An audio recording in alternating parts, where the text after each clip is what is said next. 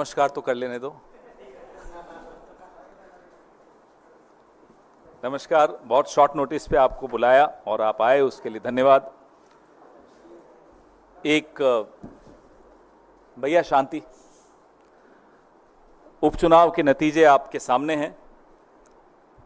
प्रधानमंत्री जी आज शायद किसी विवाह में शामिल हों, उनके चेहरे पे आज मुस्कान नहीं होगी, अच्छा नहीं लगता, लेकिन नहीं होगी, अब क्या कर सकते हैं।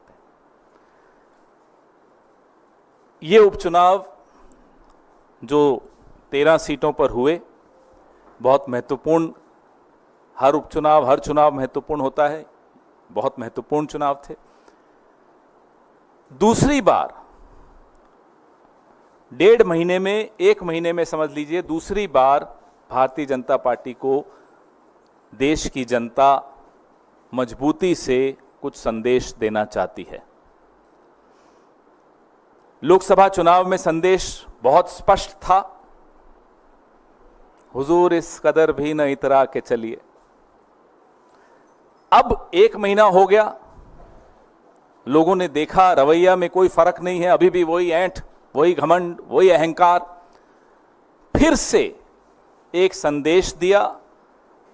उत्तराखंड में हम दोनों सीटें जीत गए, बद्रीनाथ की भी और मंगलोर की भी। हिमाचल में एक थोपा हुआ चुनाव,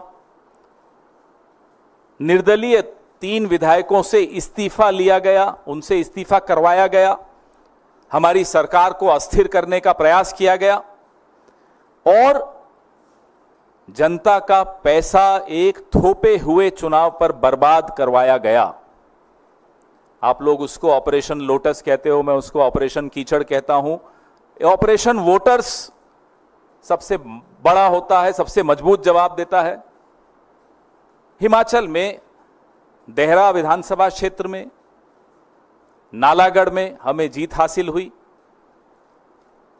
हमीरपुर हम हारे हैं, लेकिन ये तीनों सीटें ऐसी हैं जिसमें असेंबली इलेक्शन में, विधानसभा चुनाव में इंडिपेंडेंट्स जीते थे, कांग्रेस नहीं जीती थी। इस बार कांग्रेस ने 3 में से 2 जीत ली हैं।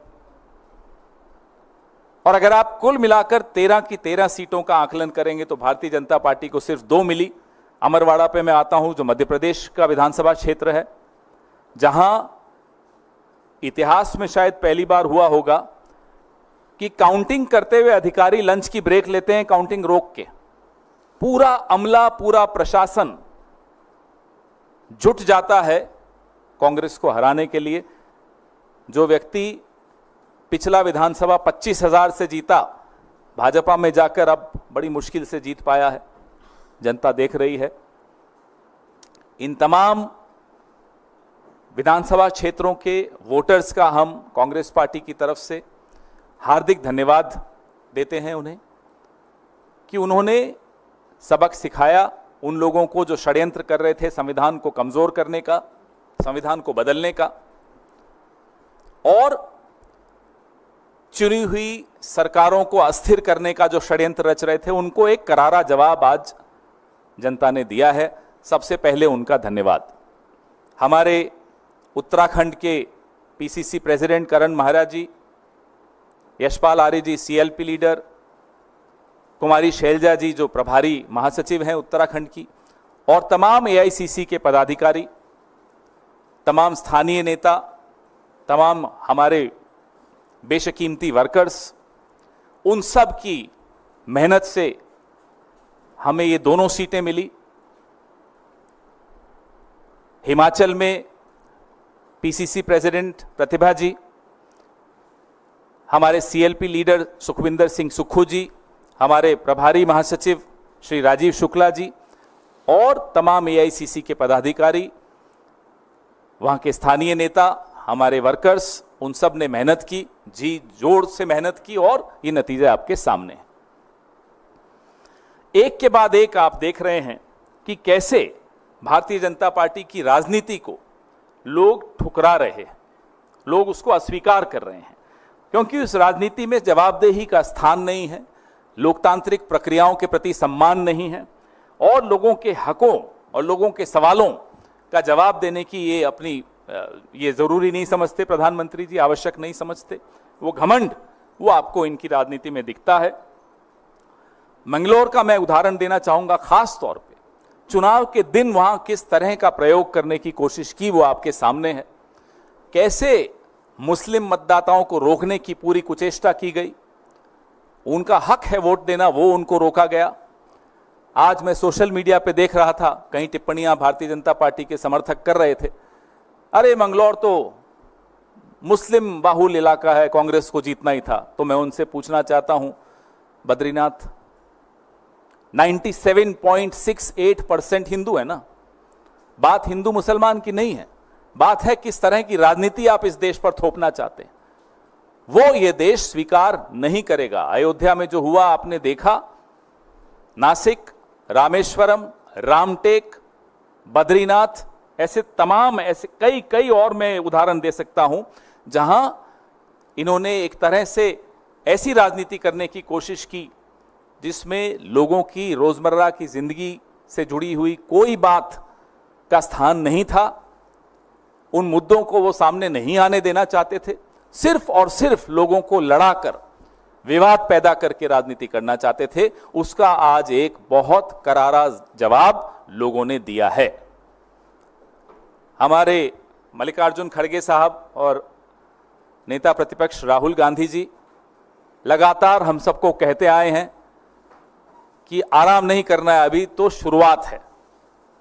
आने वाले जितने भी 4 असेंबली इलेक्शंस आ रहे हैं, राज्यों के विधानसभा के चुनाव आ रहे हैं, हम पूरे वर्कर्स, हमारे तमाम ऑफिस बेरर्स पूरी मजबूती से काम पर लग गए हैं। एक दिन का भी हम लोग आराम नहीं करेंगे। सितारों से आगे जहां और भी है, अभी इश्क के इम्तिहान और भी हैं, हम उसी विनम्रता से अपने काम पे लग गए हैं और आपको आश्वस्त करते हैं कि जिस विचारधारा को लेकर हमने पिछले कई सालों से संघर्ष किया है, उस विचारधारा को कमजोर नहीं होने देंगे और किसी को कमजोर करने भी नहीं देंगे। आपके सवाल।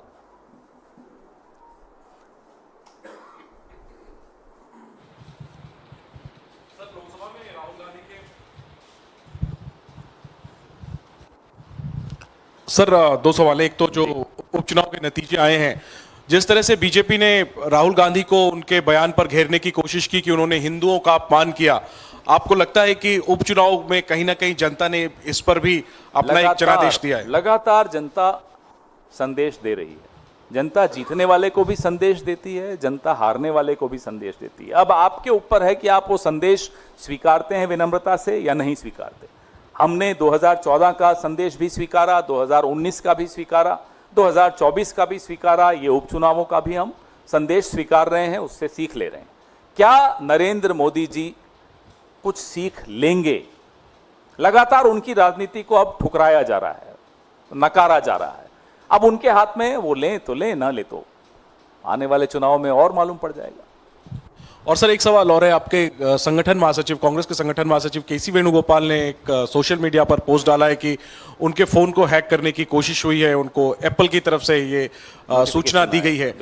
ये कितना गंभीर मामला है सर, और इसको लेकर के आप लोग क्या कुछ कार्रवाई चाहते हैं? ये वेणुगोपाल जी के साथ पहली बार नहीं हो रहा, उनके साथ ये पहले भी करने की कोशिश की और ये लगातार प्रयास कर रहे हैं। राहुल जी के भी फोन पे एक बार आपको मालूम है हुआ था।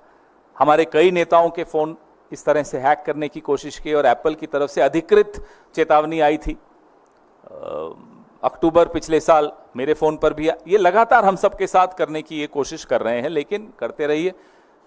आप 2024 में आपको मालूम पड़ गया, ये सब करने से कुछ नहीं मिलेगा। जनता देख रही है और भगवान देख रहे हैं। सत्यम शिवम सुंदरम। सर आप, हाँ माइक। Hello hello. हाँ, सर एक सवाल है उपचुनाव से जुड़ा हुआ। अभी उत्तर प्रदेश में भी उपचुनाव होंगे, विधानसभा के बहुत सीटें खाली हैं और राजस्थान में भी होने वाले हैं। दोनों जगह भारतीय जनता पार्टी की सरकार है और यूपी में तो बीजेपी की बड़ी हार हुई है, जहां से उम्मीदें नहीं थी उनको। तो वहां कांग्रेस का प्रोस्पेक्ट क्या देख रहे हैं, और राजस्थान में भी। यूपी के लिए स्पेसिफिक पूछना चाहूँगा कि क्योंकि वहाँ आप समाजवादी पार्टी के साथ अलायंस में हैं, तो कांग्रेस को कहाँ देख रहे हैं सीटों के मामले में? कितनी सीटों पे कांग्रेस लड़ सकती है वहाँ? अभी चुनाव घोषित हुए नहीं हैं, अभी बैठकों का सिलसिला शुरू होगा, कौन किस सीट पे लड़ेगा वो तय होगा, सब आपस में चर्चा करेंगे, उसके बाद इस निष्कर्ष पर तमाम पार्टियां पहुंचेंगी कि कौन सी पार्टी कौन सी सीट पर लड़ रही है, तब फिर चर्चा करेंगे।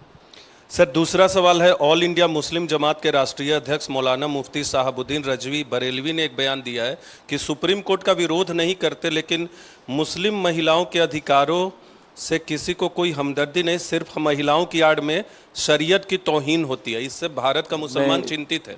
मुझे लगता नहीं है कि ये मुद्दा है आज, इस मुद्दे पर मैं आज चर्चा नहीं करूंगा, फिर ज़रूर किसी और दिन इस पे पूरा स्टडी करके गंभीरता से फिर चर्चा करेंगे।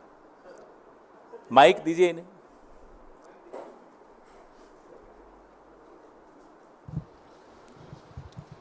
सर, जिस तरीके से जम्मू कश्मीर में सर एलजी के पावर्स को बढ़ाया गया है, गवर्नर के पावर्स को बढ़ाया गया है, उसको कैसे देख रहे हैं सर? उसको लेकर के कई तरह की प्रतिक्रियाएं आ रही हैं। सीधी सीधी बात है, मांग क्या थी, जम्मू कश्मीर के लोगों की क्या मांग थी, विपक्ष की क्या मांग थी? मांग थी कि पूर्ण राज्य का जो उनका दर्जा था, जो छीन लिया गया, गलत तरीके से छीन लिया गया, उसको फिर से स्थापित किया जाए। उस मांग को पूरा करने के स्थान पर उल्टा एलजी के पावर्स बढ़ा दिए, उनकी ताकतें बढ़ा दी, एक दिल्ली मॉडल ले आए वहां भी, और जो भी मुख्यमंत्री बनेगा, जो भी सरकार बनेगी, उनकी ताकतें सरकार बनने से पहले ही छीन ली गई। इससे क्या निष्कर्ष निकलता है? इससे निष्कर्ष ये स्पष्ट निकलता है कि भाजपा को खुद जीतने की तो कोई उम्मीद है नहीं। पहले ही उन्होंने एक तरह से सरेंडर कर दिया कि साहब हम तो नहीं जीत रहे, अब जो जीतेगा उसको काम नहीं करने देंगे। ये बात इस एलजी और उस एलजी की नहीं है, बात है कि ये जिस एलजी की हम बात कर रहे हैं, इस पर भी एक लाइन में कहना चाहूंगा, ये एलजी के खिलाफ बहुत आरोप लगे हुए हैं, संदेहों के घेरे में है, सवालों के घेरे में है, उसका जवाब नहीं मिल रहा, कोई इंक्वायरी नहीं हो रही, कोई चर्चा नहीं हो रही। आखिर क्या बात है कि आप जम्मू कश्मीर को पूर्ण राज्य का दर्जा नहीं दे रहे?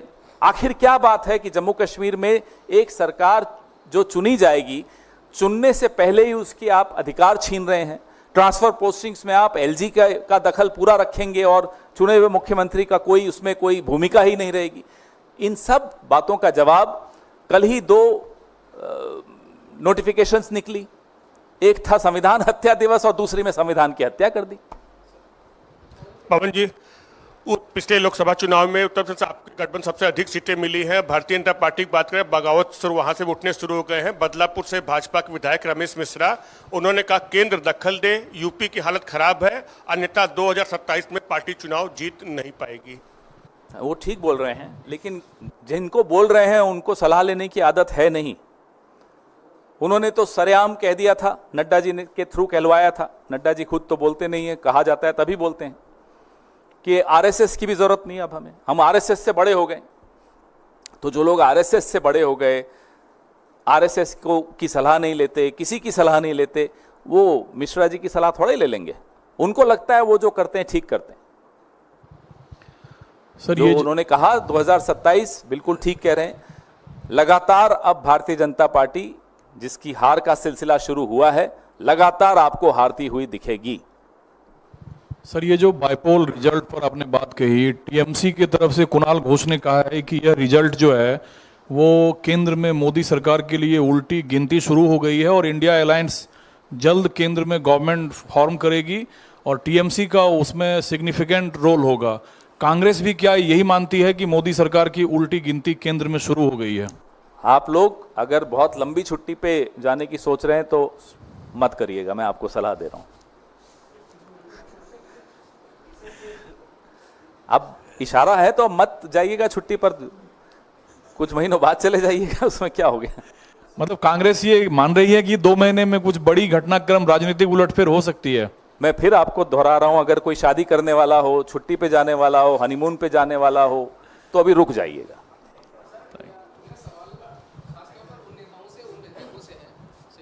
धन्यवाद।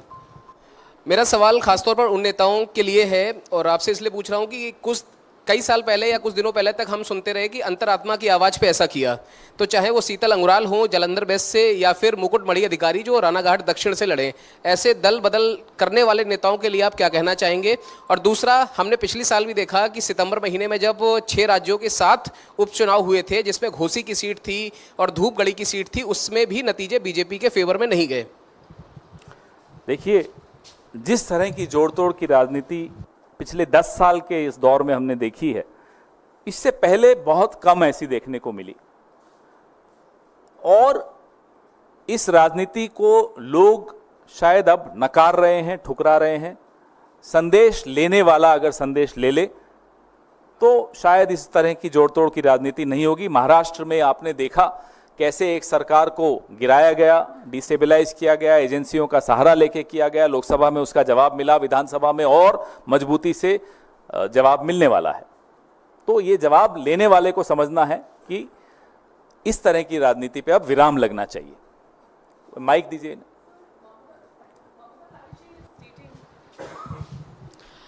So Mamata Banerjee has announced that she will be moving a resolution against the Nyaya Samhita bill and also against NEET in the next session of the West Bengal Legislative Assembly.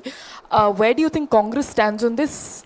Well, we've been very clear about the Nyaya Samhita bill also, act also, because that act was passed in a hurry. That bill was passed in a hurry after removing all the members of the opposition out of the parliament.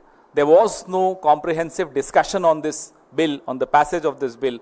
And this bill has several problem areas which we as opposition parties have discussed amongst ourselves, and we are together in opposing this act. On NEET, Mr. Rahul Gandhi held a press conference. We've spoken about it at length. And again, there are a lot of anomalies in the way these exams are conducted.